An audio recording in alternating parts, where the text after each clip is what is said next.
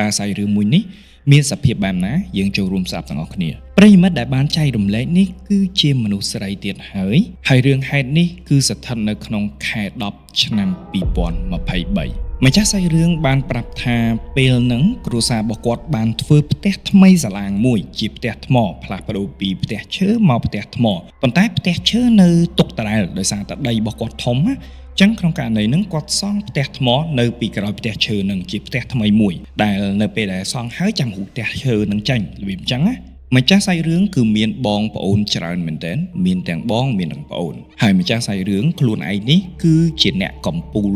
អ្នកជួបគឺអាសាណាស់ជួបច្រើនមែនទែនកលៀកឃើញកលិចឃើញ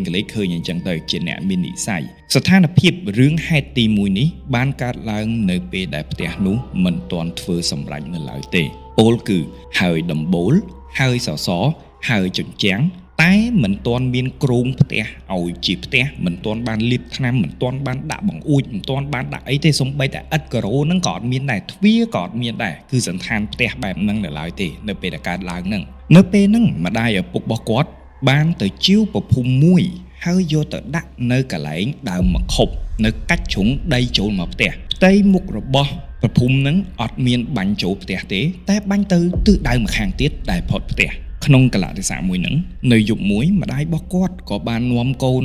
តូចមានក្មួយមានអីចឹងណាទាំងឡាយឡើងទៅគេងដើម្បីសម្ពោធផ្ទះថ្មីទាំងផ្ទះហ្នឹងដដែលបញ្ជាក់អត់ទាន់ហើយទាំងស្រុងទេប៉ុន្តែរបៀបថាគេងសកត់ផ្ទះផ្ដល់កម្ដៅឲ្យផ្ទះណាដុតក្ដៅផ្ទះរបៀបអញ្ចឹងឲ្យមានមនុស្សនៅយប់នោះម្ដាយរបស់គាត់បានយកចានមួយហើយយកចេកមួយស្និតប្រកបដោយធូបនិងទៀនយកទៅអុជនៅក្បាលដំណេកកន្លែងដែលជាបន្ទប់របស់ពួកគាត់ដែលសុំចោតថាយកបន្ទប់នឹងគេងយប់ហ្នឹងម្ដាយរបស់គាត់បានសុំម្ចាស់ទឹកបានសុំម្ចាស់ដីបានសុំជានាងថែអាសាឡើងអញ្ចឹងទៅថាកូនចៅមកសម្រាប់អញ្ចឹងសុំឲ្យកូនចៅទាំងអស់នេះមានទាំងក្មេងៗមានទាំងកូនអីនេះឲ្យគេងលក់ឲ្យស្រួលយប់ទី1ពួកគាត់គេងជុំគ្នាដោយមិនមានសភាពភ័យខ្លាចអ្វីទាំងអស់គឺគេងស្កប់ស្លុងលក់ស្រួលខ្លាំងមែនតើឃើញដូច្នេះយប់ទី2ពួកគាត់ក៏បានឡើងមកគេងម្ដងទៀតប៉ុន្តែដងនេះម្ដាយរបស់គាត់អត់ឡើងមកគេងទេមានតែគាត់ដែលជាម្ចាស់សាច់រឿងផ្ទាល់ហើយនឹងក្មួយគាត់ម្នាក់អាយុ5ឆ្នាំឡើងមកគេងនៅក្នុងបន្ទប់ដដែលនឹងតែប៉ុណ្ណោះបញ្ជាក់ផងដែរថាដោយសារតែផ្ទះនេះកំពុងតែស្ថិតនៅក្នុងស្ថានភាពសាងសង់ដូច្នេះហើយអីវ៉ាន់របស់ជាងមានតង់មានអីហ្នឹងគឺដាក់នៅពីពេញកន្លែងហ្នឹងដាក់នៅតាមបន្ទប់ដាក់នៅតាមនៅកន្លែងខាងមុខខាងអីគឺអីវ៉ាន់វាអញញ៉ៃនៅឡើយទេនៅក្នុងយប់ទី2នេះដែរមុននឹងគាត់ចូលទៅក្នុងបន្ទប់ហ្នឹងគាត់ក៏សួរម្ដាយដែរថាម៉ែអត់គេងហ្នឹងទេយប់ហ្នឹងហ៎ម្ដាយគាត់ថាចេះអត់ទេគេងជាមួយនឹងប៉ារបស់ខ្លួនឯងក៏ដល់គាត់ណែអញ្ចឹងណាចូលមកដល់ពេលដែលគាត់ឡើងគេងគាត់គិតក្នុងចិត្តថាចេះយប់មិញម៉ាក់គាត់ចូលមកគេងជាមួយពួកគាត់យកចេកមួយស្និតអុជធូបសុំគេទៅបន្ពួកគាត់គេងលក់ស្រួលថ្ងៃនេះគាត់អត់មានបានត្រៀមខ្លួនអ្វីទាំងអស់គាត់សង្ស័យតែយប់ហ្នឹងបានការងារធ្វើហើយពួកគាត់ដដែលជាមនុស្សម្នាក់ដែលអាសាឃើញមែនតើគាត់មានដៃគូសង្សារគាត់ហើយនៅពេលហ្នឹងអញ្ចឹងគាត់ក៏មុននឹងគេងដាក់ក្មួយគាត់ឲ្យគេងអីហើយគាត់ក៏និយាយទូរស័ព្ទជាមួយនឹងសង្សារគាត់ស្នេហឺអីអញ្ចឹងទៅរហូតដល់ម៉ោងប្រហែលជា12យប់គាត់ក៏ចុចបិទទូរស័ព្ទហើយសង្ងំគេងគាត់គេងយ៉ាងណាក៏គេងមិនលក់មានអារម្មណ៍ដូចអត់សំណុកក្នុងខ្លួនមានអារម្មណ៍ថាចេះតែរសេះរសោះក្នុងខ្លួនក្មើកខាងឆ្វេងក្មើកខាងស្ដាំចេះតែមានអារម្មណ៍ថារសាប់រសល់ដូចជាមានរឿងអ្វីកើតឡើងនៅជុំវិញខ្លួនគាត់យ៉ាងម៉េច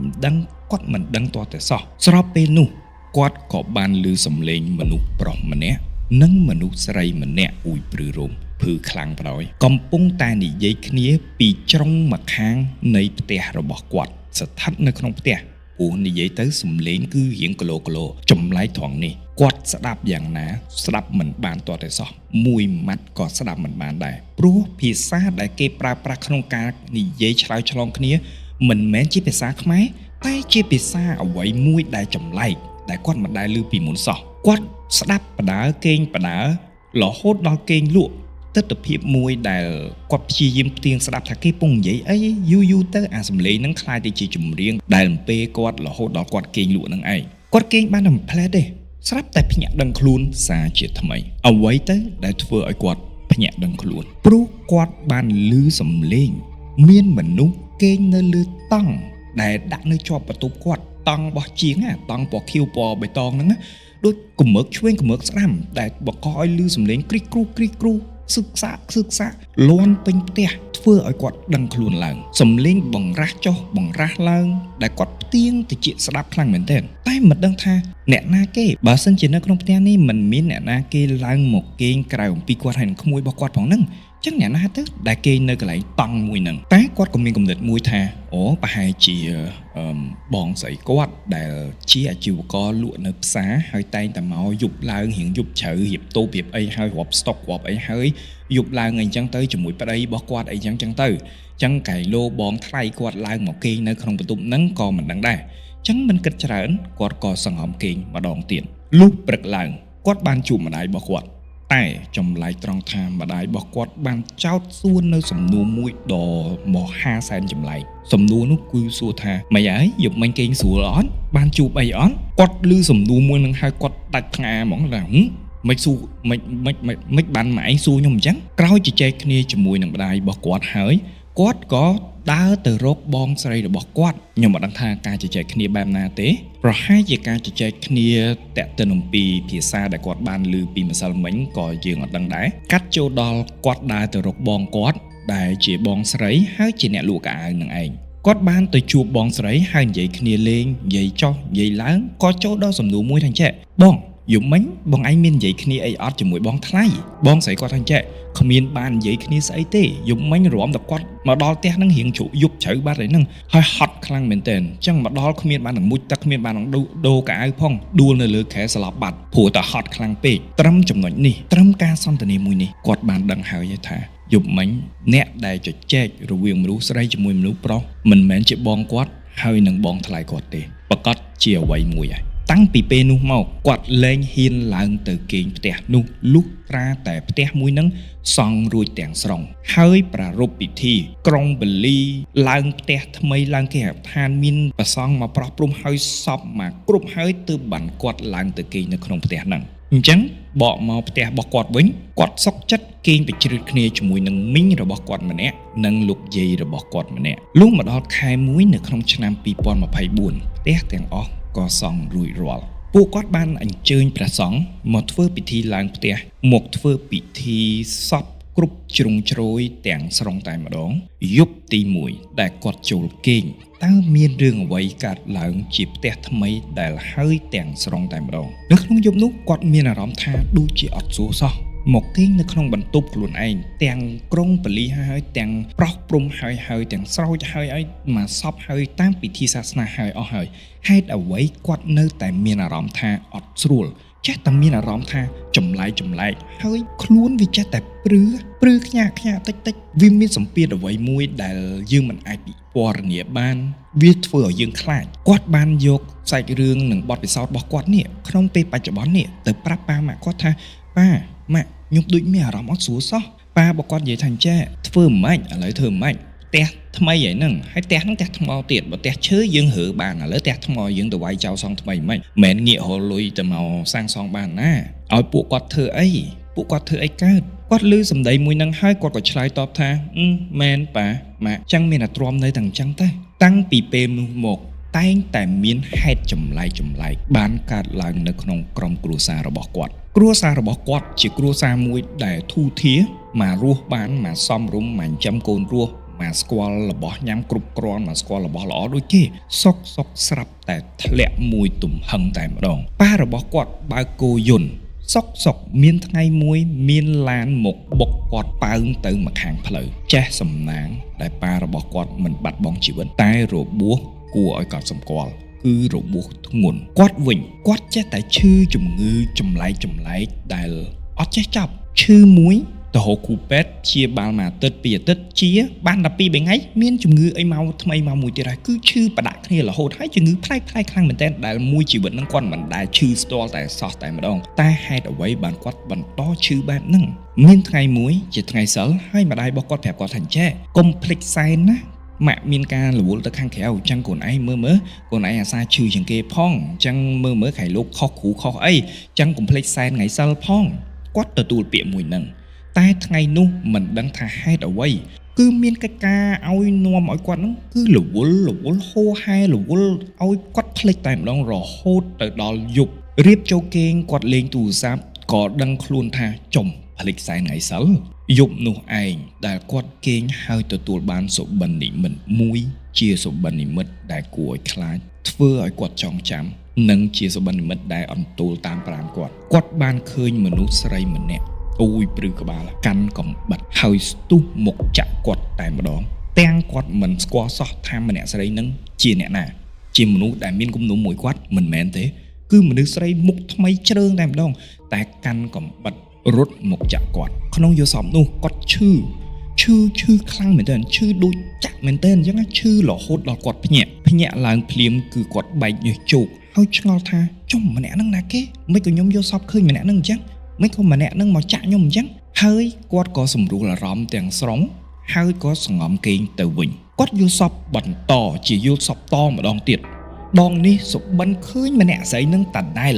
មុខដងមុនរៀងព្រាលតែដងនេះគាត់ឃើញមុខច្បាស់ 100% ជាមនុស្សស្រីវ័យចំណាស់អូយព្រឺក្បាលខ្លាំងមនុស្សស្រីវ័យចំណាស់សក់ខ្លីមានកាន់កូនកំបិតចិត្តបន្លែនៅក្នុងដៃស្ទុះមកម្ដងទៀតមកចាក់គាត់ចាក់ហើយចាក់ទៀតគាត់ឈឺខ្លាំងពេករហូតដល់ភ្ញាក់ពីដំណេកម្សាទៀតទាំងកណ្ដាលយប់ហ្នឹងព្រឹកឡើងគាត់បានយករឿងទាំងស្រុងទៅប្រាប់ទៅបងស្រីរបស់គាត់ប្រាប់ទៅម្ដាយរបស់គាត់ពួកគាត់ថាអញ្ចេះម្សិលមិញមានអុចធូបអត់ថ្ងៃសិលគាត់ក៏ប្រាប់ថា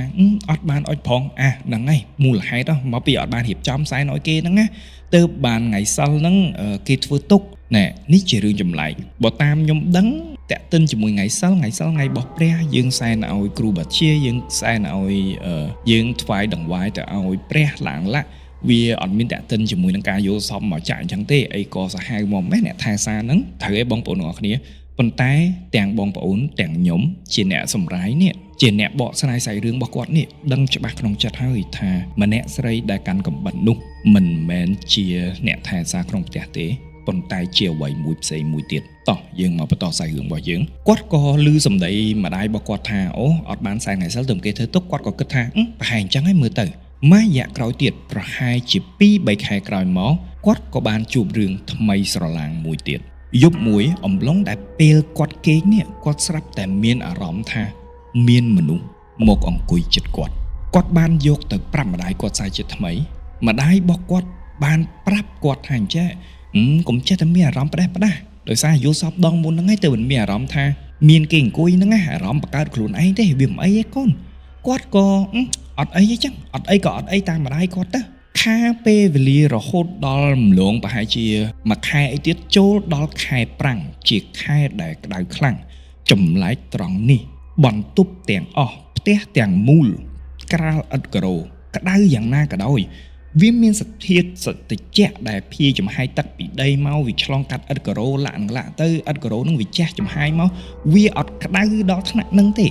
តែបន្ទប់របស់គាត់គឺក្តៅ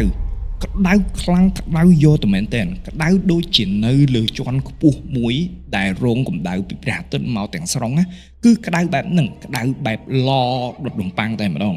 គាត់បានដើរទៅមើលបណ្ដាបន្ទប់ដើម្បីបញ្ជាក់ថាតើមានតែបន្ទប់របស់គាត់មួយទេដែលក្តៅឬក៏បន្ទប់ដទៃទៀតលទ្ធផលគឺគាត់ច្បាស់ក្នុងចិត្តថាមានតែបន្ទប់គាត់មួយតែប៉ុណ្ណោះនៅក្នុងផ្ទះទាំងមូលដែលក្តៅទោះក្តៅយ៉ាងណាក៏ដោយគាត់ទ្រាំនៅក្នុងនឹងរយៈពេលប្រហែលជាប្រហែលថ្ងៃទៀតពេលនោះហើយប្រហែលថ្ងៃក្រោយមកគាត់បានធ្លាក់ខ្លួនឈឺខ្លាំងមែនទែនខ្លួនរបស់គាត់ឡើងកម្ដៅមួយដែលគេថាបើសិនជាកូនង៉ែតវាស្ទើរតែប្រកាច់ណាគឺក្តៅដូចភ្លើងតែម្ដងដោយសារតែឡើងកម្ដៅនេះហើយអាការៈជំងឺបន្តបន្ទាប់ដូចជាឡើងស្អូចឡើងកទួលលមាស់ទូចដោយសារការបែកញើសរបស់គាត់ដោយសារកម្ដៅរបស់គាត់នឹងរបៀបពងស្បែកណាឡើងនៅលើពេញខ្លួនរបស់គាត់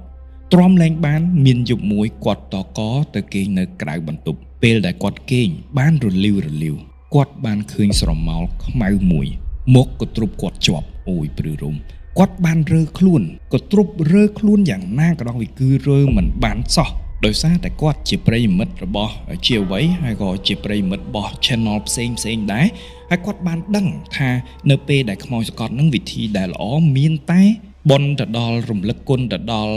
គុណម៉ែគុណឪទេគាត់ក៏ប្រើប្រាស់វិធីនេះ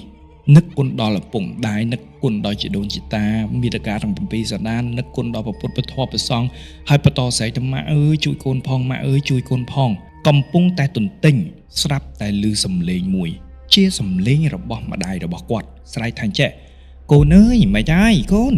មួយម៉ាត់នឹងស្រមោលដែលកំពុងតែកទ្រុបគាត់ស្រាប់តែរលាយបាត់ទាំងស្រុងលុះព្រលឹមឡើងម្ដាយគាត់ក៏ចេញពីបន្ទប់នៅពេលដែលបើកទ្វារចេញពីបន្ទប់នេះឃើញកូនស្រីរបស់ខ្លួនឯងនេះកំពុងតែគេងនៅឥដ្ឋការ៉ូនៅខាងក្រៅក៏ភ្ញាក់ហើយសួរថាចេះកូនហើយកូនឯងមិនគេងនៅក្រៅបន្ទប់អញ្ចឹងកូនគាត់បានប្រាប់ម្ចាស់សាច់រឿងបានប្រាប់ទៅគាត់នៅរឿងរ៉ាវទាំងអស់ដែលគាត់បានជួបប្រទះនៅយប់មិញថាមានរឿងអ្វីខ្លះហើយគាត់ក៏បានសួរម្ដាយគាត់ថាចេះម៉ាក់យប់មិញម៉ាក់ឯងមានចេញមកខាងក្រៅហើយស្រែកហៅខ្ញុំអត់ម៉ាក់บอกគាត់ថាអត់ផងយប់មិញម៉ាក់គេងលក់ស្លុងទៅទុំតងើបហ្នឹងទុំចាញ់លើកទី1នឹងឯងប៉ុណ្ណឹងគាត់ដឹងថាការដង្ហើយហៅការរំលឹកគុណដល់ព្រះពុទ្ធពធព្រះសង្ឃគុណមេដាគុណបិតាញាតិការ7សន្តានរបស់គាត់ហ្នឹងការទន្ទិញពាក្យហ្នឹងពិតជាហុចផលឲ្យគាត់មែនពិតជាបានជួយសង្គ្រោះគាត់មែននៅក្នុងខណៈពេលដែលខ្មោចសង្កត់ម្ដាយគាត់ឃើញអំពើរបស់កូនប្លែកពីមួយថ្ងៃទៅមួយថ្ងៃខុសធម្មតាខុសប្រក្រតីទៅគាត់ក៏ចាប់ផ្ដើមជឿទៅកូនជឿថាប្រហែលជាផ្ទះនឹងពិតជាមានបញ្ហាហើយចៃដន្យនៅក្នុងថ្ងៃមួយអ៊ំខាងឪពុករបស់គាត់បានមកលេងផ្ទះគាត់អ៊ំខាងឪពុកគាត់ហាក់ដូចជាអ្នកចេះមកដល់ភ្លាមមកដល់ជាន់ទឹកដីផ្ទះរបស់គាត់ភ្លាមគាត់ហៅអ្នកនៅក្នុងផ្ទះនឹងទាំងអស់ឲ្យចេញមកហើយគាត់ចាប់ផ្ដើមសូត្រហើយស្រោចទឹកឲ្យតែម្ដងអ៊ំប្រុសរបស់គាត់ដូចជាដឹងរឿងដូចជាឃើញអ្វីមួយយ៉ាងទើបបានហ៊ានធ្វើសម្រេចចិត្តអត់មានបានអង្គុយនិយាយគ្នាអត់មានបានទឹកតែអីមួយកែវទេគឺចាប់ស្រោចទឹកយកហ្មងក្រោយស្រោចទឹកហើយគាត់ក៏ប្រាប់ថាចេះផ្ទះនេះគឺសង់នៅកន្លែងរបស់គេមិនចង់ឲ្យយើងនៅអញ្ចឹងហើយទើបបានគេធ្វើទុកបុកម្នេញយើងរាល់ថ្ងៃហ្នឹងវិច័យដនអីប្អូនស្រីនេះក្មួយរបស់គាត់នេះជាអ្នកមាននិស្ស័យឃើញអារបស់ហ្នឹងអញ្ចឹងហើយទើបបានគេមករកគាត់រាល់ពេលរាល់វេលាហ្នឹងឯងហើយឪពុករបស់គាត់នេះដែលមានគ្រោះថ្នាក់ឡានបុកនៅពេលដែលជីកូយុននេះអត់មានអីចម្លែកទេគឺពួកនឹងហើយជាអ្នកធ្វើអ៊ំប្រុសរបស់គាត់ក្រោយពីបកស្រាយហើយក៏ចាប់ផ្ដើមសូត្រគាថាមួយចំនួនដែលគាត់អត់ដឹងទេតែប្រហែលជាគាថាពតសមាហើយយកទឹកមុនដែលគាត់ប្រសិទ្ធិយកទៅស្រោចបរិវេណនៅក្នុងផ្ទះតែម្ដងហើយគាត់បានបង្គាប់ទៅឪពុកម្ដាយរបស់ម្ចាស់សាច់រឿងថាចេះត្រូវសែនឲ្យគេមានដូចជាមាន់ស្ងោរបាយសម្លជ្រូកជាដើមហើយទៅសែននៅជ្រុងខាងមួយនោះគឺគាត់ច្អល់ចំជ្រុងផ្ទះហ្នឹងណាលុះគាត់ដើរចេញពីផ្ទះហ្នឹងគាត់សង្កេតមើលបរិវេណផ្ទះឃើញព្រះភូមិមួយដែលដាក់នៅក្រោមដើមម្ខុំហ្នឹងគាត់សួរថាអ្នកណាគេយកប្រភូមិហ្នឹងទៅដាក់កន្លែងហ្នឹងម្ដាយឪពុកគាត់ក៏ឆ្លើយថាពួកខ្ញុំគាត់បានប្រាប់ថាវាខុសហើយត្រូវផ្ដាស់ប្ដូរទីតាំងមកដាក់នៅជ្រុងខាងនេះវិញហើយបែរព្រះភូមិឲ្យចូលមកក្នុងផ្ទះចាប់ពីធ្វើកិច្ចហើយផ្លាស់ប្ដូរប្រភូមិហើយអ្វីក៏ចាប់ផ្ដើមមានសភាពស្ងប់ស្ងាត់មានសភាពសុខស្រួលរៀងត្រជាក់ជាងមុនបានមករយៈក្រោយមកមានដំណឹងមួយទៀតបានលេចឡើងពោលគឺលោកយាយរបស់គាត់បានដើរទៅលេងនៅផ្ទះជិតខាងហើយផ្ទះជិតខាងនោះធម្មតាអ្នកភូមិផងលបងទៅជាមួយអ្នកខាងនៅខេត្តអីចឹងណាពួកគាត់តែងតែឈឺឆ្អើលចេះតែឆ្ងល់ថាមានរឿងអីអញ្ចឹងគេជួយទៅរកគ្រូឲ្យអញ្ចឹងណាអញ្ចឹងអ្វីទៅដែលជាចម្លើយរបស់គ្រូអ្នកដែលមានមុនវិជ្ជាការអ្នកដែលចេះនោះគ្រូបានប្រាប់ទៅថាអ្វីដែលបានកើតឡើងនឹងដោយសារតែឪពុកម្ដាយរបស់គាត់មានចំនួនជាមួយជាងហើយជាងសង់ផ្ទះហ្នឹងមិនពេញចិត្តខ្លាំងអញ្ចឹងហើយទើបបានយកឈាមមិនដឹងថាឈាមអ្វីយកមកប៉ាតនៅក្នុងផ្ទះហ្នឹងដែលបង្កឲ្យមានរឿងរ៉ាវទាំងអស់នឹងកើតឡើងមកដល់ចំណុចនេះរឿងសាច់រឿងទី2របស់យើងបានមកដល់ទីបញ្ចប់ហើយយ៉ាងម៉េចដែរបងប្អូនទាំងអស់គ្នាសាច់រឿងមួយនេះសម្រាប់ខ្ញុំរៀងញាក់សាច់ដែរហើយខ្ញុំក៏គាំទ្រដែរខ្ញុំអត់គិតថាទី1ប្រហែលជាអ៊ំប្រុសរបស់គាត់នៅពេលដែលគាត់ថាសង់នៅកន្លែងគេហើយគេមិនពេញចិត្តហ្នឹងត្រង់ចំណុចហ្នឹងប្រហែលជាគាត់កលេចមើលទៅឃើញមុខមាត់អាក្រក់ឃើញមុខមាត់អីចឹងណាដែលគាត់គិតឬក៏គេបង្ហាញសកម្មភាពអីមួយដែលគាត់សន្និដ្ឋានថាសង់នៅកន្លែងគេប៉ុន្តែអ្វីដែលខ្ញុំជឿប្រហែលជាតាមបែបគ្រូច្រើនជាងដែលគ្រូគាត់បានឲ្យចម្លើយថាឆ្លោះគ្នាជាមួយជាង ព្រោះបទពិសោធន៍ដែលខ្ញុំធ្លាប់ឮមកពីបណ្ដាមិត្តភ័ក្តិពីបណ្ដាអ្នកដែលខ្ញុំស្គាល់អ្នកដែលចេះគឺគេពិតជានិយាយចឹងមែនរឿងជាងសង់ផ្ទះនេះបើសិនជាឆ្លោះគ្នាជាមួយខាងម្ចាស់ផ្ទះហើយគេមិនពេញចិត្តគេខឹងគេសម្បាអញ្ចឹងទៅហើយប៉ះចំអ្នកចេះទៀតណាពេលខ្លះគេយកដែកគោលមកឈូសយកទៅដំនៅបកគោលផ្ទះឬក៏ដំនៅតសកឡោងតសមេអញ្ចឹងទៅបើមិនអញ្ចឹងទេរៀបចំកប់ឆ្អឹងខ្មោចឆ្អឹងមនុស្សនឹងនៅក្រោមដីមុនចាក់គ្រឹះចាក់អីអញ្ចឹងផ្ទះនឹងគឺចាប់តែម្ដងបាច់និយាយទេហើយសាច់រឿងដែលឆ្លោះគ្នាជាមួយជាងនេះក៏ខ្ញុំបានចែកម្លែកច្រើនដែរត្រង់ចំណុចហ្នឹងដែលខ្ញុំពេលខ្លះឆ្ងល់មែនទែនថាខឹងគ្នាឆ្លោះគ្នានិយាយទៅត្រូវយល់ពីចំណុច2ទី1ថៅកែដែលគេជួលយើងដែលជាអ្នកម៉ៅការសំណង់នេះហើយយើងជាអ្នកផ្ដល់សេវាកម្មក្នុងការសាងសង់ឲ្យគេហេតុអ្វីចាំបាច់ធ្វើរឿងអស់ហ្នឹងតើធ្វើទៅដើម្បីអ្វីដើម្បីចំណេញឬក៏បែបណាយើងទទួលលុយពីគេហើយតាហើយមុននឹង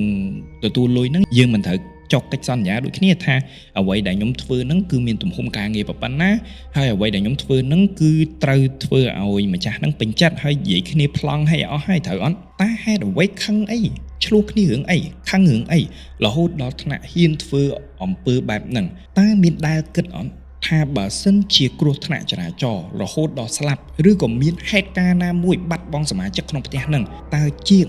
មេជាងឬក៏អ្នកណាក៏ដោយដែលទទួលការម៉ៅការហ្នឹងដែលបានធ្វើទង្វើមួយហ្នឹងមានវិបដិសារីប៉ុណ្ណាហើយគិតថានឹងរួចខ្លួនអត់មុននឹងក្រោយអ្វីទាំងអស់ហ្នឹងនឹងឆ្លើយតបទៅវិញបើសិនជាកូនគេបាត់បង់ជីវិតចង់មិនចង់កូនយើងក៏របួសធ្ងន់ដែរបើមិនយើងទេក៏កូនយើងដែរឬក៏ក្រុមគ្រួសារយើងណាមួយក៏របួសធ្ងន់ដែរត្រូវអត់បងប្អូនអញ្ចឹងហេតុអ្វីបានគិតខ្លីម្ល៉េះហេតុអ្វីបានចូលចិត្តធ្វើរឿងបែបហ្នឹងម្ល៉េះតែខ្ញុំអាចសុំបានទេសុំត្រង់ចំណុចហ្នឹងមានការអីនិយាយគ្នាដាក់នៅលើតុសំដីតូចសំដីធំប៉ុណ្ណាក៏ដោយបើមិនពេញចិត្តទេក៏ឈប់ធ្វើទៅឲ្យគេទៅរកអ្នកសាងសង់ថ្មីទៅហើយយើងទូទាត់ទៅតាមតាអ្វីដែលយើងបានធ្វើទៅវាចប់រឿងបាត់ហើយចាំបាច់ធ្វើអញ្ចឹងទៅអីត្រង់ចំណុចហ្នឹងនិយាយឲ្យចង់ឆេះឈួលដែរទង្វើខ្លះវាអត់គួរឲ្យកើតមានណាបងប្អូនវាអត់គួរឲ្យកើតមានតតែសោះធ្វើដើម្បីអ្វីហើយអ្វីដែលគាត់កំពុងតែធ្វើនេះបើនិយាយសួរស្អាតទៅគាត់ធ្វើទាំងក្តៅក្រហាយមកប្រាវហ្នឹងណារបៀបថាធ្វើយកមកឈ្នះមកពេលខឹងហ្នឹងណាចុះបើសិនជាខ្ញុំដឹងរឿងហ្នឹងហើយ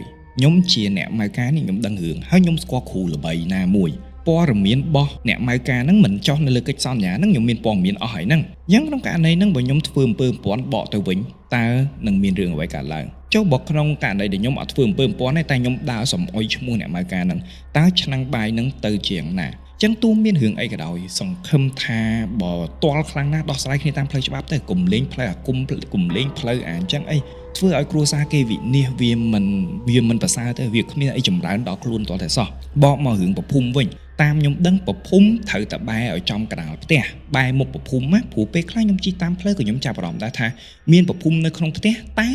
អត់បែរមកចំផ្ទះទេប្រភុំទៅបែរទៅជាហៀងផ្ទះឬក៏បែរទៅឆ្វេងបែរទៅស្ដាំវាផុតផ្ទះតែម្ដងតែខ្ញុំឆ្ងល់ក្នុងចិត្តថាអញ្ចឹងតើប្រភុំនឹងសង់ដើម្បីអីខៃឡូដាក់កោតអ្នកស្លាប់មុនអីអញ្ចឹងទៅឬក៏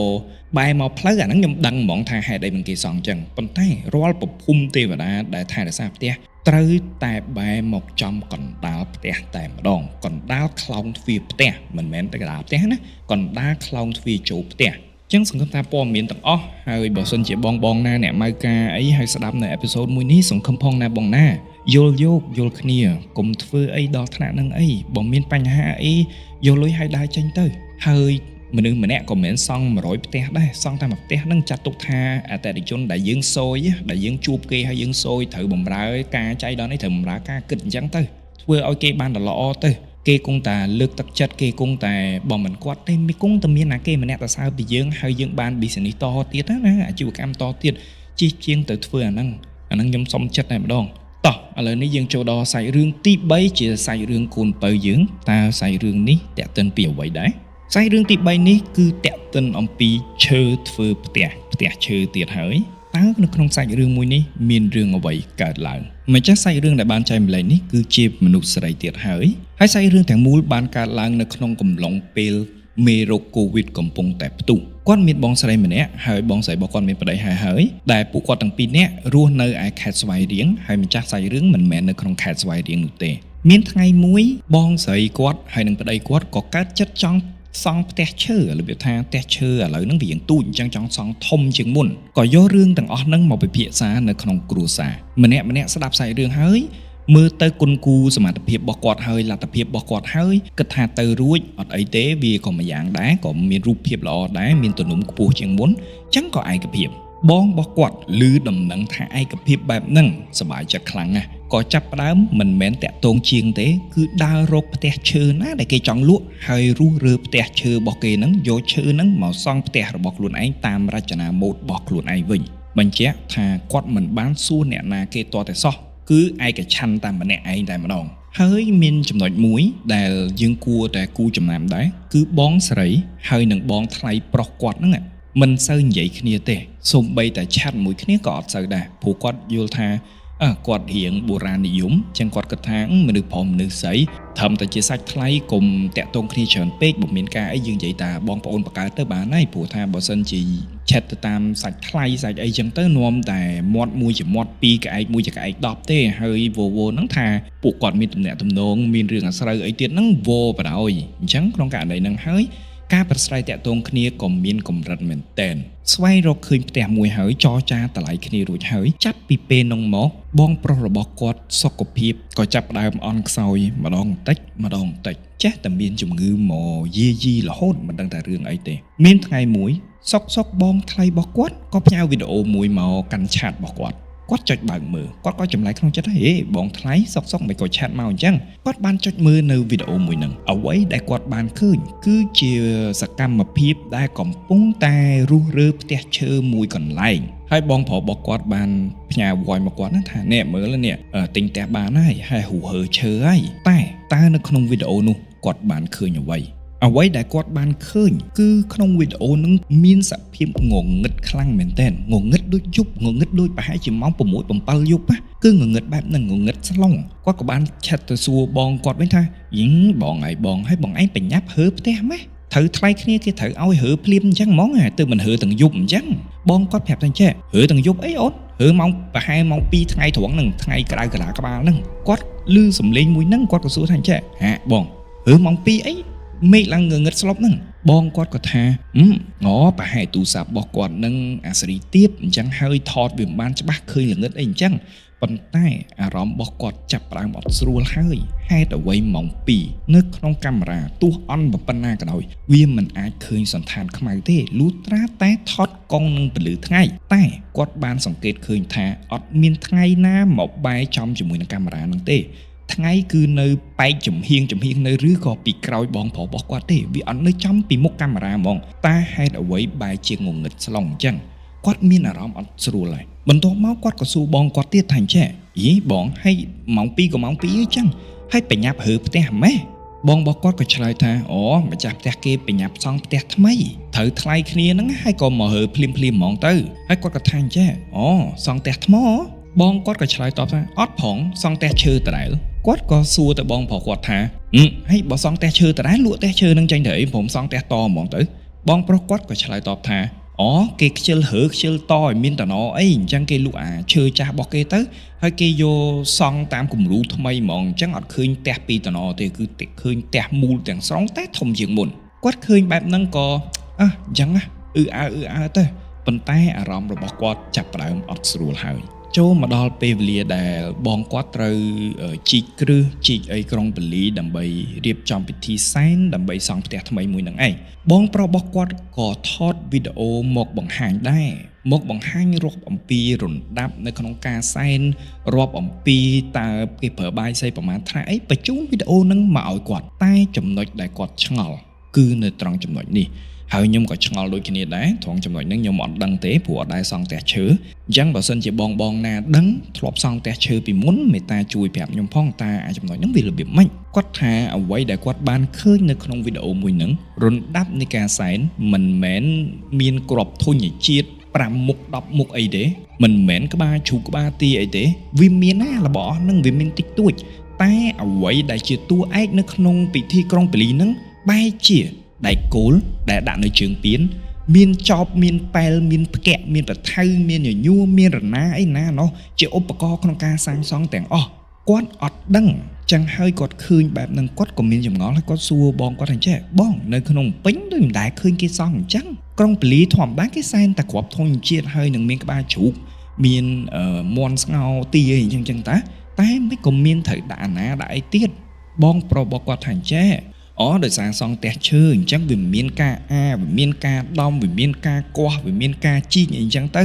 អញ្ចឹងហើយទៅមិនលោកអាចារ្យឲ្យសែនរបស់របរដែលត្រូវប្រើប្រាស់ក្នុងការកសាងទាំងអស់ហ្នឹងយកមកដាក់នៅលើទីសនាសនៈ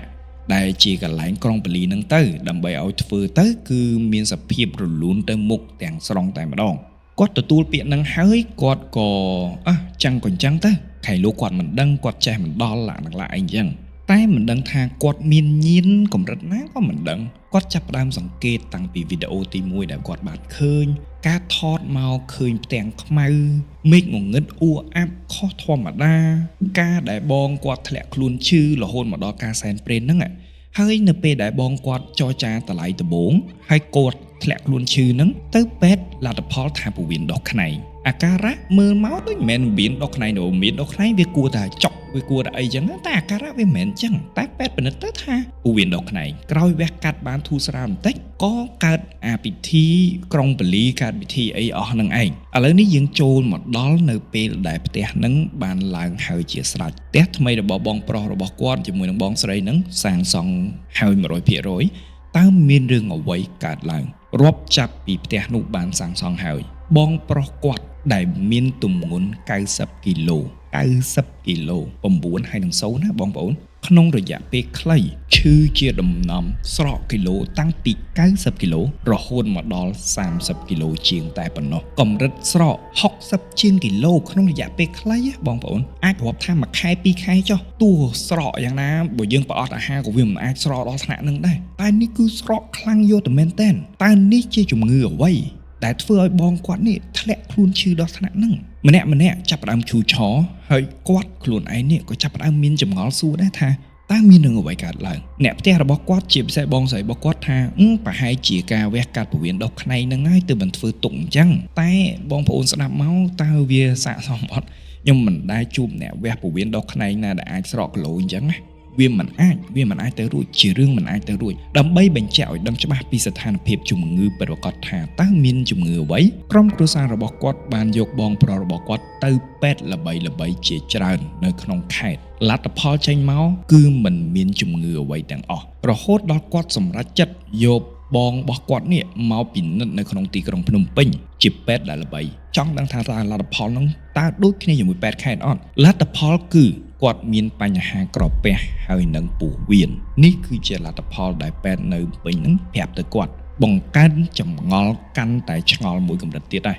វាមិនដែលអ្នកណាឈឺក្រពះហើយឈឺពោះវៀនស្រកគីឡូអញ្ចឹងសូម្បីតែខ្ញុំអ្នកបកស្រាយរឿងនេះធ្លាប់ឈឺក្រពះធ្លាប់ឈឺពោះវៀនឆ្អែតឆ្អន់ហើយវាមិនអាចស្រកគីឡូឲ្យវាយអស់ហើយស្រកច្រើនបំផុតនឹង5គីឡូនឹងវាចង់អស់ហើយតែនេះស្រក60ជាងគីឡូ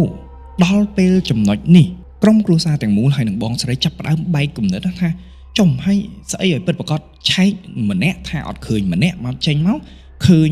បញ្ហាក្រពះពោះវៀនហើយជំងឺស្អីឲ្យពិតប្រាកដហេតុអីបានសុកបែរជាកើតជំងឺមួយហ្នឹងបងប្រុសគាត់នៅតែធ្លាក់ខ្លួនឈឺវាយថ្នាំអត់បាត់សោះដាក់សេរ៉ូមក៏មិនឡើងសាច់លាក់នឹងលាក់ឈឺកាន់តែខ្លាំងទៅស្រកគីឡូកាន់តែខ្លាំង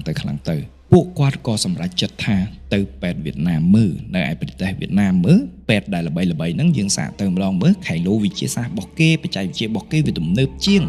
អញ្ចឹងខៃឡូមានចម្លើយឲ្យយើង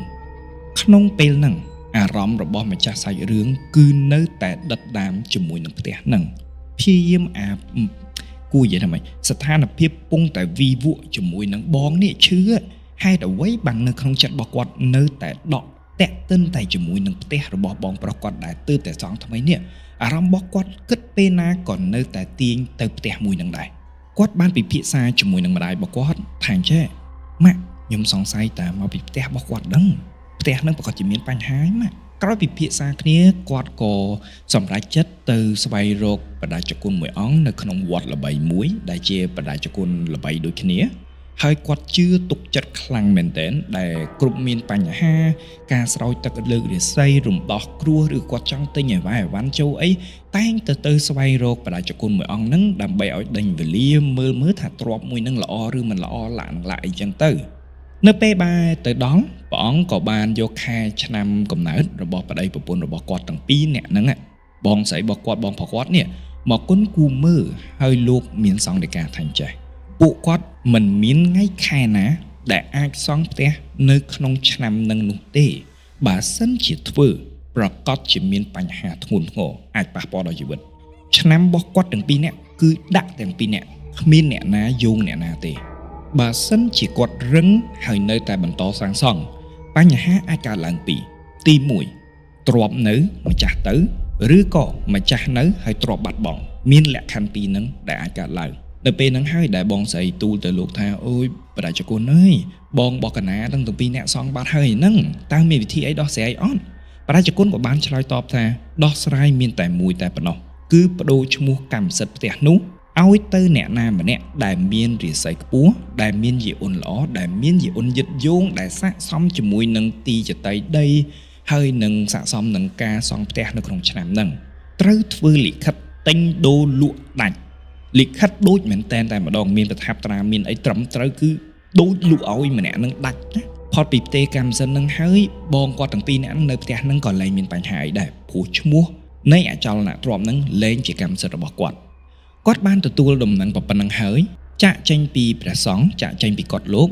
គាត់ក៏ចាប់ផ្ដើមទេទៅរកបងស្រីគាត់ដែលកំពុងតែស្ថិតនៅឯប្រទេសវៀតណាមជាមួយនឹងប្តីឯណោះដើម្បីចង់ដឹងថាចេះហើយមុនសង្ឃហ្នឹងមានទៅរកគេអ្នកចេះអត់បងស្រីរបស់គាត់ក៏បានឆ្លើយតបថាគាត់មានបានទៅមើលអ្នកចេះអីដែរហើយអ្វីដែលគេប្រាប់ហ្នឹងគឺដោយព្រះសង្ឃដែលបងម្ចាស់សាយរឿងហ្នឹងមានសង្ឃដីកាអញ្ចឹងគឺដូចគ្នាបែបបិទតែហេតុអ្វីនៅតែប្រព្រឹត្តនេះបានន័យថាមិនជឿអត់ជឿអាពាក្យថាគុំសម្បយុះហើយនៅតែរឹងព្រោះតែអំណាចចិត្តថាចង់បានរបស់ថ្មីចង់បានឥឡូវត្រូវតែបានរកហេតុផលគ្រប់យ៉ាងដែលថាអូវាគ្មានទេនៅលើโลกហ្នឹងកុំជឿយើងមានលុយហើយមិនបាច់ខ្វល់អីទៀតទេសងទៅបងស្រីបានទទួលដំណឹងបែបនេះហើយក៏ប្រាប់វិធីដោះស្រាយទៅបងរបស់គាត់បងស្រីរបស់គាត់ក៏ពិភាក្សាជាមួយនឹងបងថ្លៃរបស់គាត់ទៅតាមដំណើរសាច់រឿងទាំងអស់ធម្មតាសាច់ថ្លៃបងប្អូនដឹងអីបើសិនជាបងប្អូនការនៅក្នុងសាច់ថ្លៃមួយដែលល្អគ្រួសារមួយដែលល្អដែលមិនចង់យាយីបើចង់បានទ្រព្យអាហ្នឹងរាប់ថាបងប្អូនសំណាងហើយប៉ុន្តែ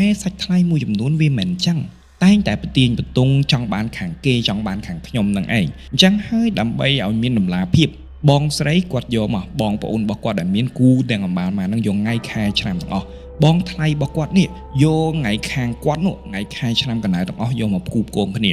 ហើយយកទៅសួរអ្នកចេះក្រោយពីបានទៅដល់ដៃអ្នកដែលប៉កែនឹងហើយគេគុណគូហើយអស់ហើយឃើញថាមានតែបងស្រីម្ចាស់រឿងហើយនឹងស្វាមីគាត់តែប៉ុណ្ណោះដែលមានថ្ងៃខែឆ្នាំដែលអាចយឹតយោងនៅក្នុងផ្ទះនឹងបានអញ្ចឹង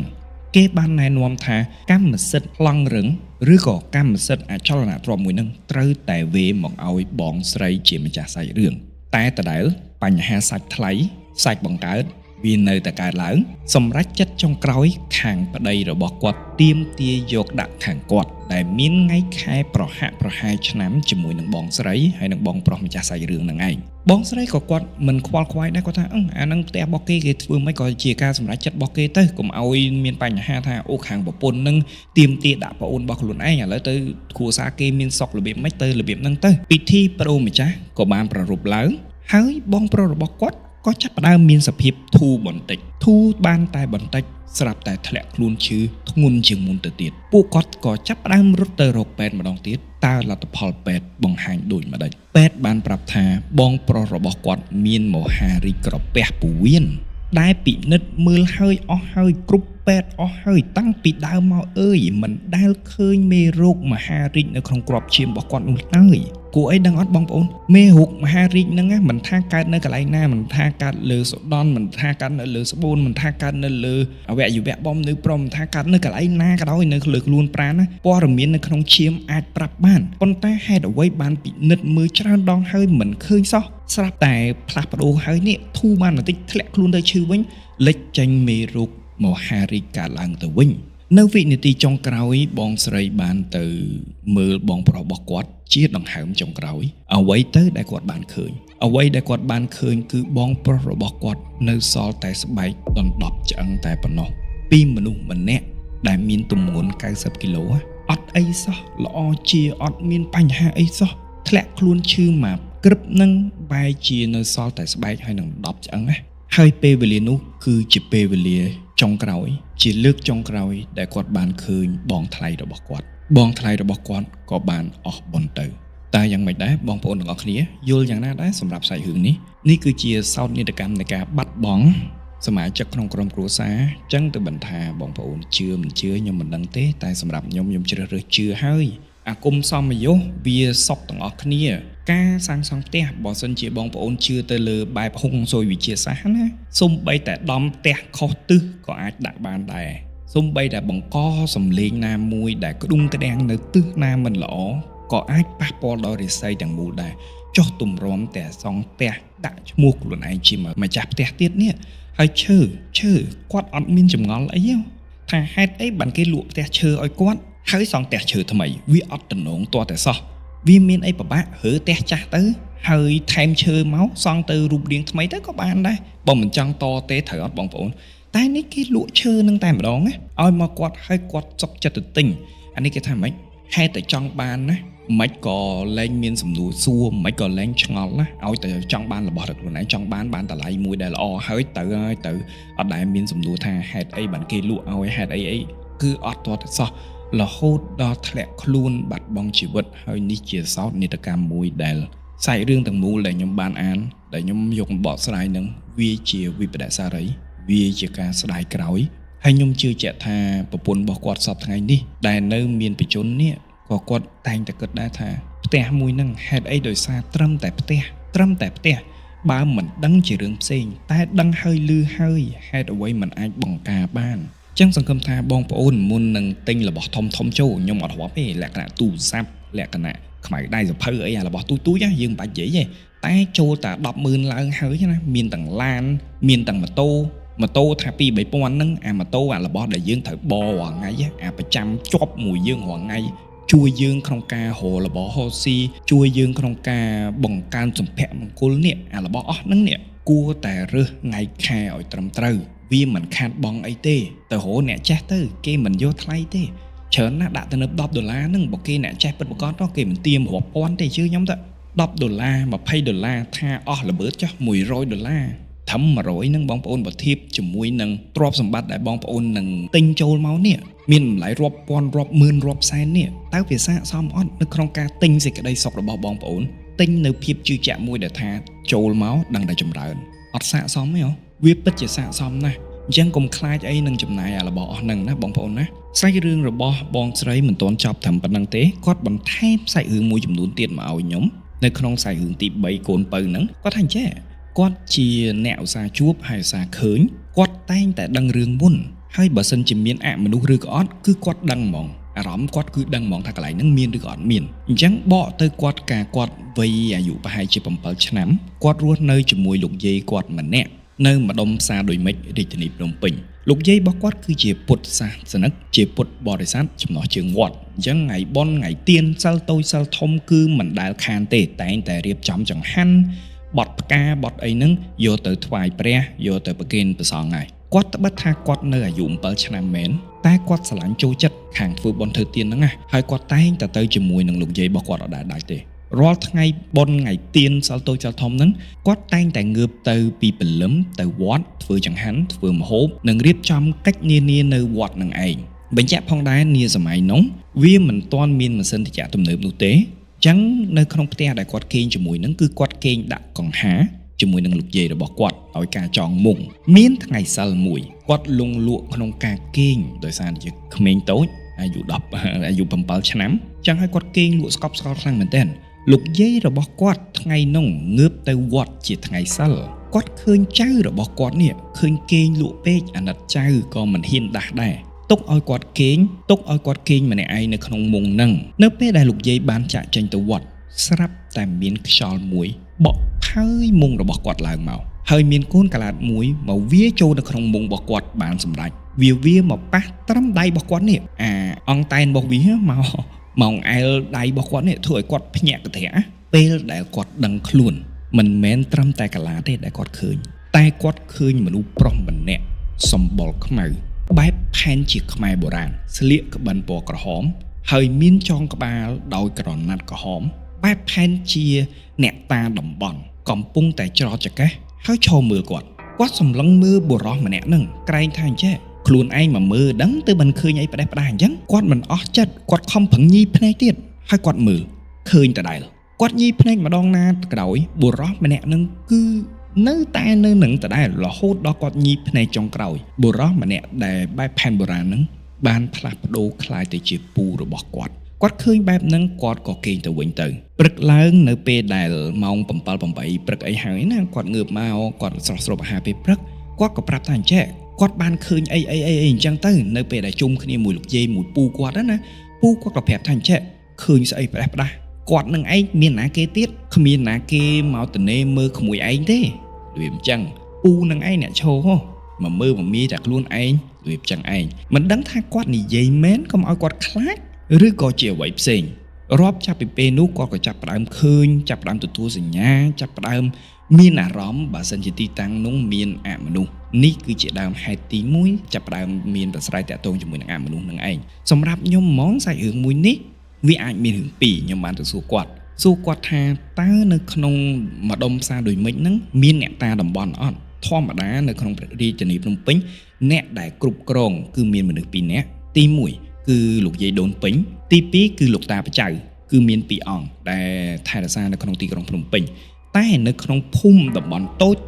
នៅក្នុងរាជធានីភ្នំពេញហ្នឹងតែងតែមានហៅថាអ្នកតាតំបន់នេះដែលនៅឃុំក្រុងថែរក្សា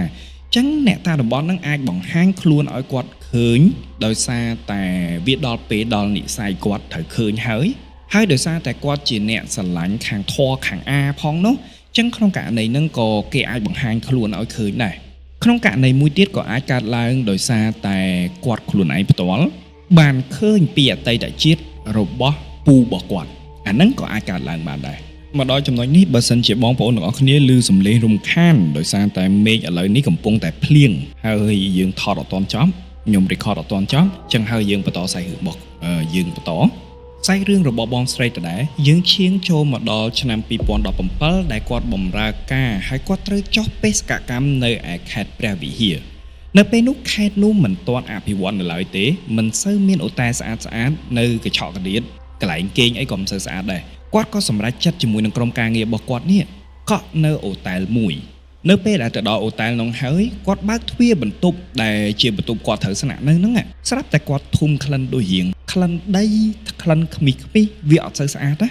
ចឹងគាត់ក៏សម្រេចចិត្តផ្លាស់ប្ដូរកន្លែងនៅដោយគាត់ប្រាប់ទៅក្រុមការងារថាចេះបងទាំងអស់គ្នាបងប្អូនទាំងអស់គ្នាបើចង់នៅអូតែលហ្នឹងក៏នៅទៅតែខ្ញុំសុំដូរអូតែលហើយព្រោះអូតែលនេះដីខ្លាំងពេកគាត់អត់សូវស្អាតទេតែបើចង់ទៅជាមួយខ្ញុំក៏បានដែរក្រុមការងាររបស់គាត់ក៏សម្រេចចិត្តថា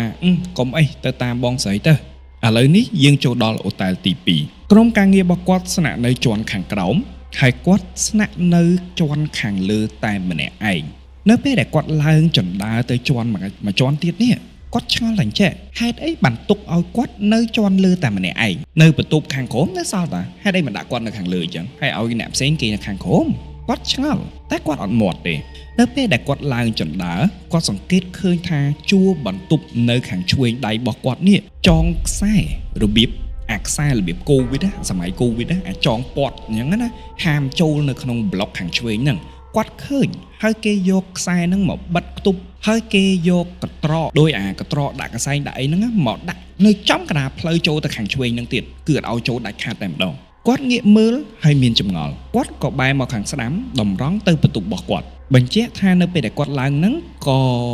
មានអ្នកជួយលើកអីវ៉ាន់របស់គាត់ឡើងមកខាងលើហ្នឹងដែរអ្នកមើលថែវតែលហ្នឹងណាមកដល់នៅមុខបន្ទប់ហ្នឹងគាត់ក៏ប្រាប់គេថាអញ្ចេះឥឡូវអត់អីទេអូនទុកនៅនឹងចោះចាំបងយកចូលទៅខ្លួនឯងលុះគេដាក់អីវ៉ាន់របស់គាត់ហើយគាត់ក៏គោះទ្វារ3ដងចូលក្នុងបន្ទប់របស់គាត់ប៉ុន្តែគាត់ចម្លែកថាអញ្ចេះក្មេងដែលជួយលើកអីវ៉ាន់គាត់ហ្នឹងណាគ្រាន់តែប្រាប់ថាដាក់នៅនឹងចោះគេដាក់អីវ៉ាន់ព្រុសឲ្យគេរត់ចុះទៅក្រោមហ្មងគាត់ចម្លែកក្នុងចិត្តមែនតើនិយាយឲ្យចាំបាច់រត់ទៅអីកន្លែងរបស់ខ្លួនឯងសោះគាត់មិនគិតច្រើនគោះទ្វារ3ដងក៏ដើរចូលទៅក្នុងបន្ទប់គាត់មើលទៅត្រង់ គាត់ឃើញទូសំអាងហើយនឹងកៅអីឈើគាត់មានអារម្មណ៍ថាដូចជាមានមនុស្សអ៊ុយភឺក្បាលបដ ாய் គាត់មានអារម្មណ៍ថាចេះដូចជាមានមនុស្សស្រីម្នាក់ជាអារម្មណ៍ភ្នែករបស់គាត់មើលអត់ឃើញទេមានមនុស្សស្រីម្នាក់កំពុងអង្គុយនៅកន្លែងហ្នឹងគាត់អត់ខ្លាចទេគាត់ដើរចូលបន្ទប់ទៅធម្មតាគាត់រៀបចំវ៉ាលីហើយគាត់ឡើងតម្រេតខ្លួនលើពូកហើយពោលពាក្យថាចេះក្រែននេះណាខ្ញុំសូមធ្វើជាកម្មសិទ្ធិរបស់ខ្ញុំមួយរយៈហើយខ្ញុំនឹងចាក់ចេញក្នុងអំឡុងពេលហ្នឹងអ៊ុយភឺខ្ញុំនិយាយតាមគាត់ក៏ភឺដែរនេះក្នុងអំឡុងពេលហ្នឹងយើងអត់ប៉ះពាល់គ្នាទេយើងនៅសក់រៀងខ្លួនទឹកទលេមិនបំពេញទឹកអណ្ដូងវាមួយយ៉ាងដែរបងប្អូនដល់ពេលខ្ញុំអានរឿងរបស់គាត់ណាវាមួយយ៉ាងដែរខ្ញុំអត់ដែលឃើញការចរចារបៀបហ្នឹងណាព្រោះបើសិនជាខ្ញុំនិយាយក៏ខ្ញុំនិយាយក្នុងចិត្តដែរថាខ្ញុំមកគេងតែមិនយូរពេកតែប៉ុណ្្នឹងឯងតែនេះគាត់កំណត់ដែនច្បាស់ហ្មងថាក្រែនេះជាកម្មសិទ្ធិរបស់ខ្ញុំទឹកទលេមិនមានទឹកអណ្ដូងគាត់និយាយច្បាស់អញ្ចឹងហ្មងក្រោយពីនិយាយហើយអស់ហើយតម្រេតបានមកសន្ទុះគាត់ក៏ចាក់ចេញពីហូតែលទៅលេងផ្ទះមិត្តភ័ក្តិរបស់គាត់ដែលជាម្ចាស់ស្រុកអ្នកស្រុកព្រះវិហារហ្នឹងទៅដល់គាត់ក៏ប្រុកប្រាជ្ញគ្នាពីនេះពីនោះដើម្បីបង្កើនភាពស្និទ្ធស្នាលបង្ហាញពីក្តីនឹករលឹកដល់គ្នាទៅវិញទៅមកហើយពេលនោះបងស្រីរបស់មិត្តភ័ក្តិគាត់ក៏លូកមាត់មកកាត់គាត់ថាអូនណានៅស្រុកតំបន់ហ្នឹងអត់មានអីញ៉ាំទេអញ្ចឹងក្នុងករណីហ្នឹងតន់មេឃឥឡូវហ្នឹងវាភ្លឺអញ្ចឹងអូនឯងយកម៉ូតូរបស់គាត់ទៅយកម៉ូតូជិះរហូតទិញអីញ៉ាំនៅម្ដុំនោះមានក្រួយអាំងមានអីចឹងណាទៅទិញទៅទុកញ៉ាំពីយប់ទៅគាត់ឃើញបែបហ្នឹងគាត់ក៏ទទួលបានហើយទាញម៉ូតូចាក់ចេញទៅបន្ទាប់ពីទិញអីវ៉ាន់ហើយគាត់ក៏យកម៉ូតូទៅសងឲ្យបងស្រីរបស់មិត្តភក្តិគាត់វិញហើយគាត់ក៏លាគេលាឯងចឹងទៅដើម្បីតម្រង់មកហូតែលវិញពេលដែលគាត់បានមកដល់បន្ទប់គាត់បានដាក់ប្រអប់បាយរបស់គាត់នៅក្នុងនឹងមានម្ហូបផងនោះនៅលើតុសំអាងឈើនឹងឯងគាត់ញ៉ាំបណ្ដើអីបដាគាត់ក៏គិតថាទិញរៀងច្រើនដែរអញ្ចឹងទុកពេលព្រឹកទៅខែងលោព្រលឹមឡើងងើបមកវាអត់អីញ៉ាំអាហ្នឹងយកធ្លាប់ពោះតែម្ដងទៅមុនចេញបេសកកម្មគាត់ក៏បានចូលងូតទឹករៀបចំខ្លួនផ្លាស់កៅអៅហើយឡើងទៅក្រែដោយបិទភ្លើងបន្ទប់ទាំងមូលទុកតែភ្លើងបន្ទប់ទឹកមួយចោលគាត់ដាក់ក្បាលដល់ក្រែភ្លាមគាត់មានអារម្មណ៍ថាមានមនុស្សស្រីម្នាក់កំពុងតែអង្គុយសម្លឹងមើលគាត់ហើយសម្លឹងមើលប្រអប់អាហារមានន័យថាសម្លឹងមើលគាត់ផងសម្លឹងមើលប្រអប់អាហារងាកចុះងាកឡើងណានៅពេលហ្នឹងគាត់មានអារម្មណ៍ពីថាចេះគួរតែសែនឲ្យគេអត់តែគាត់ខ្លាចថាបើសែនទៅអ្នកផ្សេងមកគេងទៅវតើតែសែនទៅបណ្នៅសក់ចឹងបើគាត់ត្រឡប់អត់សែននៅក្នុងបន្ទប់ហ្នឹងទេអត់មានណាគេសែនបន្តក៏អត់ខុសដែរគាត់គិតបែបហ្នឹងណាចឹងគាត់ក៏សម្រេចចិត្តថាគាត់អត់សែនទេដូច្នេះហើយគាត់ក៏និយាយក្នុងចិត្តថាចេះអាហារនេះជាអាហាររបស់ខ្ញុំត្រៀមសម្រាប់ថ្ងៃស្អែកប្រជុំមិនមែនយកមកសែនឲ្យអ្នកឯងទេចឹងហើយសូមកុំប៉ះពាល់របស់ខ្ញុំយើងរស់នៅរៀងខ្លួនទឹកសមុទ្រមិនបំពេញទឹកទលេជាកិច្ចចរចាលើកទី2តែអារម្មណ៍មួយដែលមានកៅភ្នែកមួយគូស្រឡឹងមើលគាត់ហើយស្រឡឹងមើលប្រអប់ហ្នឹងគឺអត់ដាច់សោះនៅតែមានអារម្មណ៍មួយហ្នឹងគាត់នៅតែមានអារម្មណ៍ថាម្នាក់ស្រីហ្នឹងនៅតែមើលគាត់សង្ងំគេងទាំងអស់កម្លាំងហើយតែគាត់គេងបែបណាក៏គេងមិនលក់រហូតដល់គាត់ដាច់ចិត្តថាងើបក្រោកឡើងដើម្បីថ្វាយបង្គំខ្នើយ3ដងនឹកដល់គុណឪពុកគុណម្ដាយជាដើមឡាក់គាត់ក៏ទាញកាសទៅជាដើម្បីចាក់ផ្សាយធម៌ផ្សាយមេត្តាព្រោះគាត់ក៏អត់សូវចេះសូត្រដែរអញ្ចឹងបើចាក់ទៅគាត់អាចសូត្រក្នុងចិត្តបានមហប់តាមធម៌ដែលនៅក្នុងតិចគាត់នឹងឯងគាត់ទន្ទិញគាត់សូត្រតាមរហូតដល់គាត់គេងលក់បាត់ទៅគាត់គេងលក់ស្កប់ល្អមែនទែនមិនមានរឿងអ្វីកើតឡើងទាល់តែសោះតែអ្វីដែលគាត់សម្គាល់គឺគាត់មានអារម្មណ៍ថាមនុស្សស្រីម្នាក់នោះមិនមែននៅក្នុងបន្ទប់គាត់ទេតែស្ថិតនៅក្នុងតំបន់ដែលមានការហុំព័ទ្ធដោយខ្សែនឹងឯងគឺប្លុកខាងនោះតែចៃដន្យអីបន្ទប់របស់គាត់នៅក្នុងជាន់ហ្នឹងមានតែគាត់ម្នាក់ឯងនៅហើយអ្នកភ្ញៀវដទៃទាំងអស់គឺនៅជាន់ក្រោមមិនមានអ្នកណាមកគេងនៅជាន់លើហ្នឹងទេអញ្ចឹងហើយគេឃើញបែបនេះទើបបានគេមករកគាត់អញ្ចឹងសាច់រឿងមួយនេះយ៉ាងម៉េចដែរទៅវិញទៅមកនៅតែគុណឪពុកគុណម្ដាយគុណប្រពុតគុណពធគុណប្រសង្ឃជាគុណដែលខ្ពស់ដែលអាចជួយការពារបងប្អូនទាំងអស់គ្នាហើយខ្ញុំសរសើរដល់ទឹកចិត្តគាត់អ្នកដែលមានញាណអ្នកដែលទទួលបានសូម្បីតែដឹងហើយថានៅទីនេះពិតជាមានអ្វីមួយតែគាត់នៅតែសង្ងំគាត់នៅតែសម្រួមអារម្មណ៍គាត់នៅតែបន្ធូរអារម្មណ៍ក្នុងករណីមួយដែលថាបើកការចរចាតែក៏មិនមែនមានន័យថាអ្នកទាំងអស់គ្នាសុទ្ធតែចរចាបានហើយខ្ញុំរាប់ថាអមនុស្សដែលគាត់បានជួបនឹងរាប់ថាជាអមនុស្សស្រាលហើយព្រោះអីយោងតាមអ្វីដែលខ្ញុំបានដឹងនិងបទពិសោធន៍ជាច្រើនដែលខ្ញុំបានអានពីប្រិយមិត្តហើយជួបផ្ទាល់ដែរមិនមែនអមនុស្សទាំងអស់សុទ្ធតែចរចាគ្នាបានទេសូមឧទាហរណ៍ដូចជាករណីដែលខ្ញុំទៅលេងសៀមរាបជាមួយនឹងបងម៉ុង ហើយចេញមកអេពីសូតហ្នឹងដែលមានឈ្មោះថាដំណើរកំសាន្តរន្ធត់នៅក្នុង season ទី2ក៏ខ្ញុំប្រាប់ដែរថាការចរចាខ្ញុំចរចាបងម៉ងចរចាធ្វើកិច្ចមួយចំនួនហើយនៅតែចរចាមិនបានដែលចាំបាច់ពួកយើងត្រូវតែរើចេញទាំងយប់តែម្ដងដដែលបើសិនជាបងប្អូនទទួលអារម្មណ៍ថាមិនស្រួលសូមកុំស្នាក់នៅដដែលបើសិនជាបងប្អូនមានអារម្មណ៍ថាដឹងឬក៏មិនដឹងក្តីក៏មានការចរចាទៅសាពះខ្នើយ3ដងនឹកដល់គុណឪពុកគុណម្ដាយកុំភ្លេចឲ្យសោះគោះទ្វារ3ដងមុននឹងចូលបន្ទប់នេះជាវិធីសាស្ត្រការពារខ្លួនដែលល្អបំផុតតែបើសិនជាធ្វើរឿងទាំងអស់នេះហើយនៅតែមានអារម្មណ៍មិនស្រួលខ្ញុំលើកទឹកចិត្តឲ្យផ្លាស់ប្ដូរទីកន្លែងនៅអរគុណណាស់ស្ដាប់មកដល់ត្រឹមនេះសង្ឃឹមថាបងប្អូនទាំងអស់គ្នានឹងចាប់អារម្មណ៍នៅសាច់រឿងទាំង lain ដែលខ្ញុំបានលើកមកបកស្រាយជូនទៅបងប្អូនទាំងអស់គ្នាសង្ឃឹមថាបងប្អូនទាំងអស់គ្នាចូលចិត្តហើយក៏សូមអភ័យទោសខ្លាំងដែរសម្រាប់រាល់កំហុសដែលខ្ញុំបានសាងដោយប្រការណាមួយនៅក្នុងវីដេអូមួយនេះសម្រាប់បងប្អូនទាំង lain ដែលចាប់អារម្មណ៍ចង់ចូលរួមជាមួយនឹងប្រិយមិត្តដទៃទៀតនៅក្នុង Telegram Channel សូមចុចនៅក្នុង description នៅខាងក្រោមវីដេអូមួយនេះគឺខ្ញុំបានដាក់ link តំណភ្ជាប់ទៅ Telegram Channel តែម្ដងមានព័ត៌មានមួយចំនួនមានការវិចែកគ្នាមួយចំនួនសួរសុខទុក្ខគ្នាមួយចំនួនបូករួមជាមួយនឹងចែករំលែកចំណេះដឹងមួយចំនួនដែលខ្ញុំមិនបានបកស្រាយនៅលើវីដេអូរបស់ខ្ញុំទេគឺនៅក្នុង group channel នោះឯងសង្ឃឹមថាបងប្អូននឹងអាចចូលរួមបានហើយសម្រាប់ប្រិយមិត្តថ្មីសូមកុំភ្លេចចុច Subscribe សម្រាប់ប្រិយមិត្តថ្មីនិងចាស់សូមកុំភ្លេចចុចសញ្ញាកណ្ដឹងដើម្បីទទួលបានរាល់ព័ត៌មានរាល់វីដេអូថ្មីៗដែលខ្ញុំនឹងបង្ហោះនាពេលអនាគតដ៏ខ្លីខាងមុខនេះអរគុណណាស់ដដែលសម្រាប់បងប្អូនទាំងអស់គ្នាដែលបានចំណាយពេលហើយមកស្ដាប់ខ្ញុំបកស្រាយរឿង